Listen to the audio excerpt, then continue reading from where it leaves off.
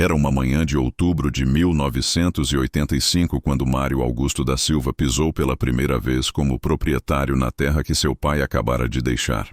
A fazenda ficava a 17 quilômetros de Franca, no interior de São Paulo, numa região onde o café ainda ditava o ritmo das conversas nos botecos e o cheiro de terra vermelha grudava nas botas de quem trabalhava desde cedo.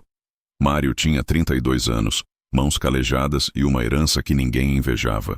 3 tratores velhos, 2 deles sem funcionar direito. Uma colheitadeira que chiava tanto que os vizinhos diziam que ela cantava antes de trabalhar. Implementos agrícolas que tinham visto dias melhores nos anos 60. Ferrugem em cada canto. O galpão onde tudo estava guardado cheirava a óleo velho e a tempo passado. Seu irmão mais novo, Fernando, herdou a parte que todos consideravam a boa. A propriedade menor, mais equipada. Trator 0 quilômetro comprado 3 meses antes da morte do pai. Plantadeira moderna. Sistema de irrigação recém-instalado. Tudo financiado, claro, mas reluzente. Tudo prometendo futuro. Na divisão dos bens, feita num escritório apertado em Franca, com o advogado suando mesmo com o ventilador ligado, Fernando não escondeu a satisfação. Mário aceitou sua parte sem reclamar. Não era homem de muitas palavras. Os dois tinham crescido na mesma terra, mas sempre foram diferentes. Fernando gostava de novidade, lia revistas sobre agricultura moderna, falava em produtividade, sonhava em duplicar a produção em 5 anos. Mário era mais quieto, observava, escutava os mais velhos, desconfiava depressa. Naquele Brasil de 85, desconfiar depressa não era exatamente o que estava na moda. O país saía de 20 anos de ditadura militar. Tancredo Neves tinha morrido antes de assumir. José Sarney era o presidente. A inflação já batia perto de 250% ao ano. Todo mundo corria. Corria para comprar antes que o preço subisse. Corria para vender antes que a moeda perdesse valor. Corria para pegar financiamento enquanto os juros ainda pareciam pagáveis. Os bancos ofereciam crédito farto. O Banco do Brasil abria as torneiras para o agronegócio. Modernização era a palavra que ecoava em todo canto. O Brasil precisava crescer, produzir mais, exportar mais, competir com argentinos e americanos. Fernando mergulhou de cabeça nessa corrente. 2 meses após a partilha, já tinha ampliado o financiamento. Comprou mais um trator. Instalou um sistema de controle que prometia calcular o momento exato de plantar e colher. Contratou um agrônomo jovem, recém-formado pela Exalc, cheio de ideias sobre adubação química e defensivos de última geração. A fazenda de Fernando virou referência. Gente de longe ia ver. O agrônomo dava palestras na cooperativa. Fernando aparecia no jornal local. Estava escrito que ele seria o futuro da agricultura paulista. Mário, enquanto isso, passava os dias tentando fazer o velho funcionar. Desmontou o motor de um dos tratores, peça por peça, em cima de uma lona estendida no chão do galpão. Limpou cada componente. Improvisou juntas. Mandou tornear eixos numa oficina de Franca que ainda trabalhava com torno manual. Demorou quase 4 meses para colocar aquele Valmet de 72 para funcionar de novo. Quando finalmente pegou soltando uma fumaça preta que assustou as galinhas, Mário sentiu uma satisfação que Fernando jamais entenderia. Não era orgulho, era alívio. Era a certeza de que conseguiria trabalhar sem depender de ninguém. A colheitadeira deu mais trabalho. Era uma Massey Ferguson que o pai comprara em 68, quando as coisas ainda iam bem. Tinha colhido toneladas de café ao longo dos anos. Agora parecia mais uma escultura enferrujada do que uma máquina. Mário não tinha dinheiro para comprar peças novas. Então aprendeu a improvisar. Soldava, adaptava, usava rolamentos de outras máquinas, fazia correias com material que sobrava de caminhões velhos. Os vizinhos achavam aquilo meio patético. Um homem de 30 e tantos anos se virando com sucata, enquanto o irmão desfilava em equipamento importado. Mas Mário não ligava muito para a opinião alheia. Ou melhor, ligava. Mas tinha aprendido a não deixar que isso mudasse suas decisões. O que ninguém prestava muita atenção naquele momento era no tamanho da dívida de Fernando. Em 85, os juros do Banco do Brasil para custeio agrícola giravam em torno de 130% ao ano. Parecia impagável, mas havia um truque. A inflação corria a 250% ao ano. Se você pegasse o dinheiro, comprasse rapidamente os insumos e equipamentos, plantasse e vendesse a safra antes do vencimento, ainda saía ganhando. O dinheiro do banco derretia mais devagar que os preços subiam. Era um jogo perigoso, mas muita gente jogava, e muita gente parecia ganhar. Fernando jogou esse jogo com convicção, ampliou a área plantada de 40 para 80 alqueires em menos de 2 anos. Investiu pesado em fertilizantes importados que vinham em sacos com rótulos em inglês e prometiam revolucionar a produção. Comprou sementes certificadas que custavam 3 vezes mais que as comuns, mas que o agrônomo garantia que renderiam 5 vezes mais. Fez contratos de venda antecipada da safra com atravessadores de São Paulo, aceitando descontos em troca de dinheiro garantido. Tudo calculado. Tudo planejado pelo agrônomo, que fazia planilhas detalhadas em papel quadriculado, com caneta vermelha e azul, projetando lucros cada vez maiores. No papel, os números realmente fechavam. A produtividade por hectare aumentou mesmo. Fernando colheu quase o dobro do que colhia o pai na mesma terra. Vendeu bem. Pagou parte da dívida com o Banco do Brasil. Comemorou com a família num churrasco que durou o dia inteiro. E 2 semanas depois, estava de volta ao banco, pegando mais crédito para a safra seguinte. O gerente o recebia com sorrisos. Fernando era o tipo de cliente que o banco adorava. Jovem, empreendedor, investidor. O ciclo se repetia, cada vez maior, cada vez mais comprometido com o futuro. Mário plantava menos. Usava adubo orgânico que ele mesmo produzia num canto da propriedade, deixando o esterco curtir por meses, até virar um composto escuro e cheiroso que os vizinhos achavam antiquado. Gastava mais tempo preparando o solo do que Fernando gastaria em 3 safras. Suas sementes vinham de uma cooperativa pequena em Patrocínio Paulista, de gente que guardava grãos de safra para safra, do jeito que se fazia desde os tempos dos bisavós. Não tinha pressa, não tinha meta de crescimento, não lia revistas sobre agricultura moderna. Não ia em palestras sobre produtividade. Tinha uma ideia fixa. Não devia nada a ninguém. Pagava à vista tudo que comprava. Quando não tinha dinheiro, simplesmente não comprava. Esperava, juntava, voltava depois. Simples assim. Os vizinhos diziam que ele era acomodado, que não tinha ambição, que estava desperdiçando a chance de crescer num momento em que o governo praticamente dava dinheiro de graça. Alguns chegavam a sentir pena. Coitado do Mário, diziam. Herdou aquelas máquinas velhas e ficou preso no passado.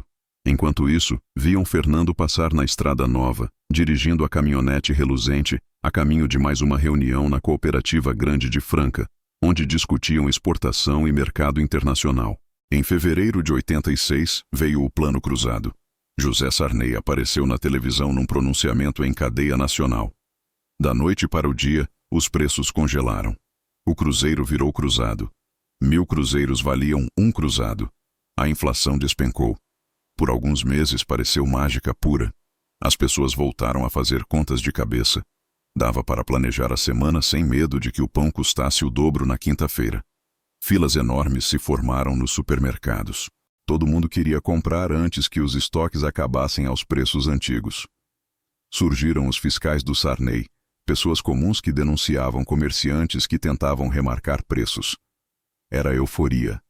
Era esperança. O Brasil parecia estar finalmente saindo do buraco. Fernando comemorou. Com a inflação controlada, seus cálculos ficariam mais precisos.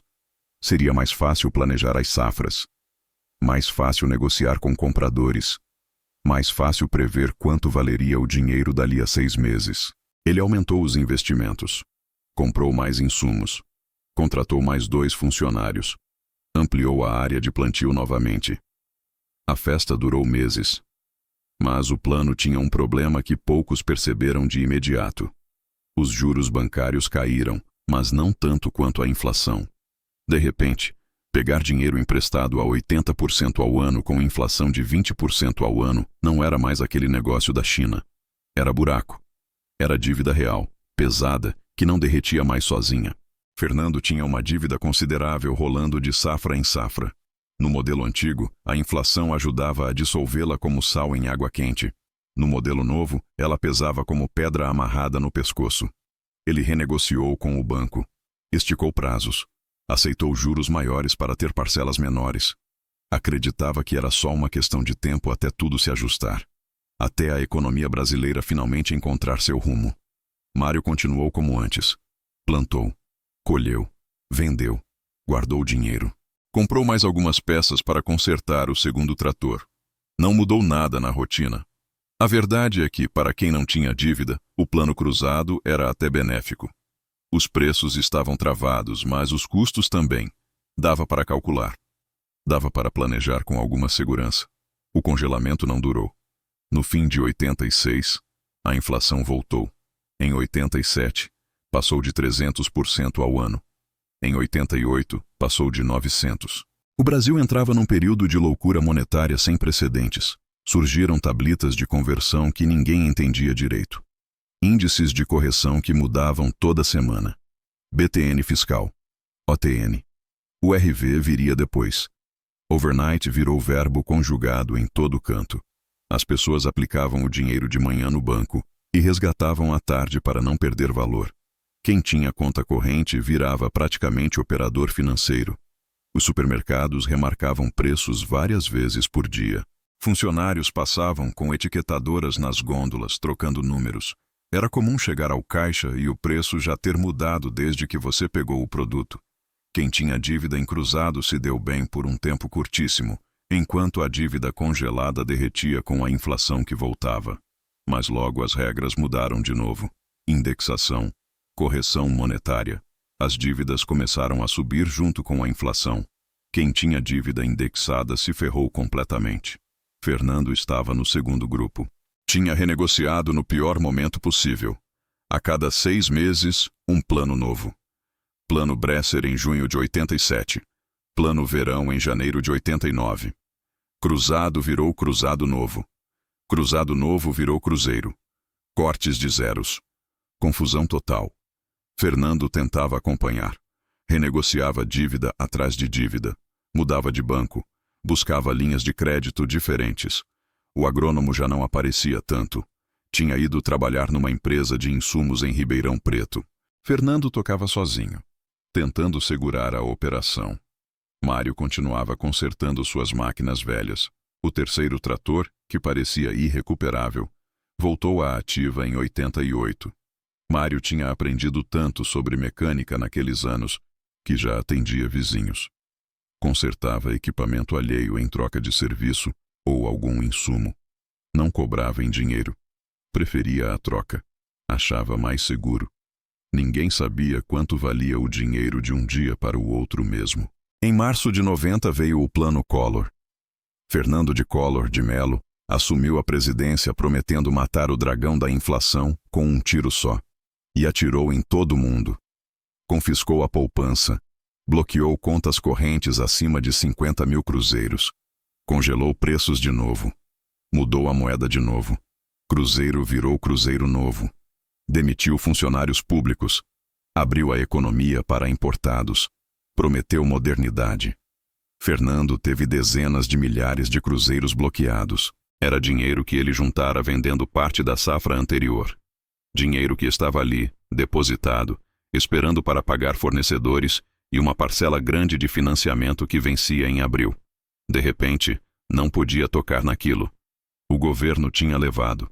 Prometia devolver em 18 meses, corrigido, mas 18 meses era uma eternidade quando você tinha conta para pagar em 30 dias. Tentou renegociar com o banco. O gerente, aquele mesmo que sorria antes, agora evitava olhar nos olhos. Disse que não podia fazer nada. Eram ordens superiores. Política de crédito tinha mudado. Fernando tentou vender parte da terra. Botou anúncio no jornal de Franca. Ofereceu desconto. Não conseguiu comprador. Ninguém tinha dinheiro líquido disponível. Todo mundo estava na mesma situação. Os poucos que tinham dinheiro estavam esperando os preços caírem ainda mais. Em junho de 90, o banco executou a dívida. Fernando perdeu um trator. O reluzente, aquele que tinha comprado 0 km 5 anos antes. Foi a leilão. Vendeu por menos da metade do valor de mercado.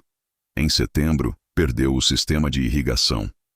Arrancaram as tubulações, os aspersores, tudo. Em novembro, começou a vender gado para cobrir o básico. Vendia 2, 3 bois por mês, só para comprar comida e pagar luz. A fazenda que tinha sido modelo, que tinha recebido visitas de agrônomos e estudantes, que tinha saído em matéria de jornal, estava se desmanchando tijolo por tijolo. Mário não tinha quase nada bloqueado. Guardava dinheiro em casa, em pequenas quantidades. Desconfiava de banco desde sempre. Quando precisava guardar algo maior, colocava em nome de parentes diferentes, dividindo em contas pequenas. Tinha aprendido isso com o pai, que tinha vivido o confisco de 42 no governo Vargas. Velho já sabia que governo brasileiro que promete milagre geralmente mexe no bolso alheio. A economia abriu para importados. Tratores e equipamentos de fora começaram a chegar, mais modernos, mais eficientes, mais baratos que os nacionais. Fernando olhava aquilo com uma mistura de fascínio e desespero. Era exatamente o tipo de tecnologia que ele sempre sonhara ter, mas agora não tinha nem como pagar a conta de luz. A fazenda que tinha sido modelo estava se desmanchando. Ele resistiu até 93. Tentou arrendamento, tentou parceria, tentou de tudo. Em março de 94, 2 meses antes do plano real, vendeu o que restava, pagou dívidas, sobrou pouco, foi trabalhar como gerente numa cooperativa em Minas Gerais. Deixou a terra. Mário seguiu. Em 94, com o real, a inflação finalmente foi domada de verdade. Fernando Henrique Cardoso, então ministro da Fazenda, arquitetou o plano que finalmente funcionou. A estabilidade chegou, e com ela, uma mudança profunda e irreversível no campo brasileiro. Sem inflação para corroer dívidas, crédito virou coisa séria. Banco passou a cobrar de verdade. Passou a executar. Passou a levar a terra de quem não pagava. Juros reais ficaram positivos pela primeira vez em décadas. Quem estava endividado quebrou de vez ou levou anos, às vezes uma década inteira, para se recuperar. Quem não tinha dívida pôde finalmente planejar. Pôde olhar 5 anos na frente sem medo de que a moeda mudasse 3 vezes nesse meio tempo. Mário tinha 50 e poucos anos, terra paga e máquinas que, embora velhas, funcionavam. Não devia um centavo para ninguém. Nenhum banco, nenhum fornecedor, nenhum vizinho. Começou a expandir, mas devagar, no ritmo dele. Comprou um pedaço de terra de 12 alqueires do vizinho que estava quebrando. Um senhor de 60 anos que tinha financiado tudo nos anos 80 e agora não conseguia pagar. Mário pagou à vista, mas pediu para pagar em 3 anos, com a produção da própria terra. O vizinho aceitou. Precisava de dinheiro imediato. Mário pagou direitinho, safra após safra. No 3º ano, a terra era dele. Reformou a casa onde morava desde menino. Trocou o telhado que pingava em 15 lugares toda vez que chovia forte. Colocou o piso novo. Reformou a cozinha. Comprou uma caminhonete F1000, usada, ano 89, mas em bom estado, bem cuidada. Nada de novo. Nada financiado. Tudo no seu tempo. Tudo pago à vista ou no máximo parcelado diretamente com o vendedor, sem banco no meio. A colheitadeira Massey de 68 ainda funcionava em 2003. Mário a aposentou finalmente, mas não porque estivesse quebrada. Porque um sobrinho, filho de Fernando, voltou para a região e queria trabalhar na terra. Mário o aceitou de braços abertos. O rapaz tinha estudado agronomia. Tinha as ideias modernas do pai, mas tinha também visto o pai quebrar. Sabia que tecnologia sem prudência era perigoso. Juntos, compraram uma colheitadeira seminova. Financiaram em 5 anos, com parcelas que cabiam confortavelmente no orçamento. Foi o primeiro financiamento que Mário fez na vida. Tinha 61 anos. Fernando visitava às vezes. Vinha de Uberaba, onde conseguiram um emprego estável numa empresa de sementes. Não era ruim. Ganhava bem. Tinha apartamento próprio. Mas olhava para a terra do irmão com um sentimento que não conseguia nomear. Não era inveja exatamente. Era algo mais complexo. Era o reconhecimento de que tinha lido todos os manuais certos, seguido todos os conselhos técnicos certos, mas tinha esquecido uma variável. O Brasil. O Brasil não era previsível. Nunca foi. A A economia brasileira tinha o hábito de mudar as regras no meio do jogo. Governos entravam prometendo uma coisa e fazendo outra. Planos econômicos pipocavam. Moedas mudavam de nome. Zeros eram cortados. Poupanças eram confiscadas. Quem apostava tudo na estabilidade das regras se arriscava a acordar num país diferente. Quem mantinha margem de segurança, quem evitava depender da palavra do governo ou da permanência das condições, esse tinha chance de atravessar as tempestades. Mário nunca foi gênio. Não entendia de macroeconomia. Não sabia o que era índice de preços ou taxa Selic. Mas entendia uma coisa. Entendia que não controlava o mundo lá fora. Que governo, banco, clima, mercado, tudo isso era externo. A única coisa que controlava era quanto devia. E decidiu que não ia dever nada. Foi uma decisão simples, quase primitiva. Mas funcionou. Não funcionou porque Mário era melhor que Fernando. Fernando era mais instruído, mais antenado, mais ambicioso. Em condições normais, em país normal, Fernando provavelmente teria prosperado muito mais. Mas não viviam em condições normais. Viviam no Brasil dos anos 80 e 90. Um Brasil de inflação de 4 dígitos, de confisco, de mudança de moeda todo ano, de promessas quebradas. Nesse Brasil, a virtude não era crescer rápido, era sobreviver. Mário sobreviveu porque não correu riscos que não podia absorver. Cada trator consertado era um risco a menos. Cada safra paga à vista era uma âncora a menos puxando para baixo. Quando os ventos mudaram, quando os planos econômicos explodiram, quando os bancos fecharam as torneiras, Mário estava de pé. Não porque era mais forte, mas porque não tinha se amarrado a nada que pudesse afundá-lo. Em 2010, a fazenda de Mário era média, nada espetacular. Produzia bem, dava lucro modesto, empregava 3 famílias fixas e mais gente na colheita. Mário estava com 70 e poucos anos. Ainda acordava cedo. Ainda checava os equipamentos. A Massey de 68 estava num canto do galpão, enferrujando de novo, mas dessa vez como monumento. O sobrinho tocava a maior parte da operação. Tinha introduzido algumas tecnologias novas. GPS no trator. Análise de solo mais detalhada. Mas mantinha o princípio. Primeiro garantir a sobrevivência. Crescimento vem depois. Fernando faleceu em 2017, aos 74 anos. Teve uma vida digna. A família não passou necessidade. Mas morreu sem terra. Sem a fazenda que o pai construiu. Sem a herança que recebeu. Tudo tinha se desfeito nas mãos dele durante aqueles anos loucos. No velório, em Uberaba, Mário ficou quieto no canto. Não era de falar muito mesmo, mas pensou bastante. Pensou em como a vida tinha sido injusta com Fernando de certo modo. Fernando tinha feito o que todo mundo mandava fazer. Modernizar. Crescer. Investir. Pegar crédito barato. Aproveitar as oportunidades. E tinha quebrado. Não porque fosse incompetente, não porque fosse preguiçoso, mas porque o país mudou as regras. Porque a inflação que ajudava virou deflação que matava. Porque o dinheiro bloqueado não esperou safra. Porque banco não tem dó. Pensou também em como tinha tido sorte. Sorte de ser desconfiado. Sorte de ter herdado as máquinas velhas e não as novas. Porque as máquinas velhas não vinham com dívida.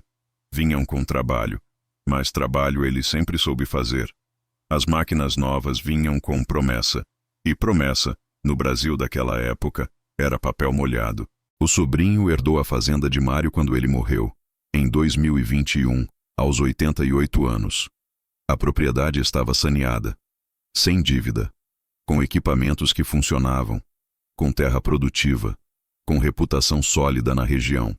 Não era império, não era multinacional. Era uma fazenda familiar que tinha atravessado 4 décadas das mais turbulentas da história econômica brasileira e tinha sobrevivido. Mais que isso, tinha prosperado dentro dos seus limites. Tem uma foto na parede da casa sede. É de 1985. Mário está em pé ao lado da colheitadeira Massey enferrujada. Não está sorrindo. Nunca sorria para a foto. Mas o olhar é firme. É o olhar de alguém que sabe que o caminho vai ser difícil, mas que decidiu enfrentá-lo. Ao lado dessa foto, Tem outra. É de 2019. Mário, já velhinho, de boné desbotado, sentado no mesmo lugar. A colheitadeira não está mais lá. Foi para o canto do galpão. Mas ele está, ainda firme, ainda de pé. A história de Mário não é história de gênio. Não é história de sorte grande. É história de paciência, de desconfiança saudável, de recusa em aceitar que o caminho óbvio é sempre o caminho certo. Num país que mudava de pele todo ano, que prometia milagre e entregava desastre, que inflava e confiscava e congelava, o homem que sobreviveu não foi o que correu mais rápido. Foi o que plantou os pés no chão e não soltou. Será que Fernando estava errado? Não necessariamente. Numa economia estável, o modelo dele funcionaria. Funcionou em outros países. Funciona até hoje em lugares onde as regras não mudam da noite para o dia. Mas Fernando não vivia nesses lugares. Vivia no Brasil. E no Brasil dos anos 80 e 90, as regras mudavam mais rápido que as estações. Será que Mário estava certo? Também não necessariamente. Se a inflação tivesse continuado alta para sempre, se o crédito tivesse permanecido barato em termos reais, se o Brasil tivesse encontrado estabilidade mais cedo, Mário teria ficado para trás. Sua recusa em crescer rápido teria significado irrelevância. Mas a inflação não continuou. O crédito não permaneceu barato. E Mário não ficou para trás. Ficou de pé. A verdade é que nenhum dos dois controlava as variáveis grandes. Não controlavam o governo. Não controlavam a inflação. Não controlavam os planos econômicos. Não controlavam o preço internacional do café ou da soja. O que controlavam era a própria exposição ao risco. Fernando escolheu exposição máxima, apostando em estabilidade futura. Mário escolheu exposição mínima, assumindo instabilidade permanente. O Brasil provou que Mário tinha razão, mas podia ter provado o contrário. O que fica dessa história não é um manual de como fazer. É uma reflexão sobre onde você planta os pés. Fernando plantou os pés no futuro, nas promessas, no crescimento, na modernidade. Mário plantou os pés no presente, no que tinha, no que controlava, no que podia pagar. Num país previsível, Fernando venceria. Num país caótico, Mário sobreviveu. E o Brasil, esse gigante verde e amarelo, esse país de dimensões continentais e contrastes brutais, sempre foi mais caótico que previsível. Sempre foi mais turbilhão que calmaria. Os que sobreviveram nele não foram necessariamente os mais inteligentes ou os mais trabalhadores. Foram os que entenderam que aqui, mais do que qualquer lugar, a margem de segurança não é luxo, é necessidade. Quantas fazendas quebraram entre 85 e 94? Quantas famílias perderam tudo apostando no óbvio, seguindo o manual, fazendo o que os técnicos mandavam? Quantos Fernandos existiram para cada Mário? A resposta está nos números do êxodo rural daquele período. Milhões saíram do campo. Nem todos porque queriam. Muitos porque perderam a terra. Perderam para o banco, para a dívida, para a inflação, para os planos que prometiam salvação e entregavam ruína. Hoje, em 2025, o Brasil é outro. A inflação está controlada há mais de 2 décadas. As instituições estão mais sólidas. O crédito é mais previsível. Dá para planejar.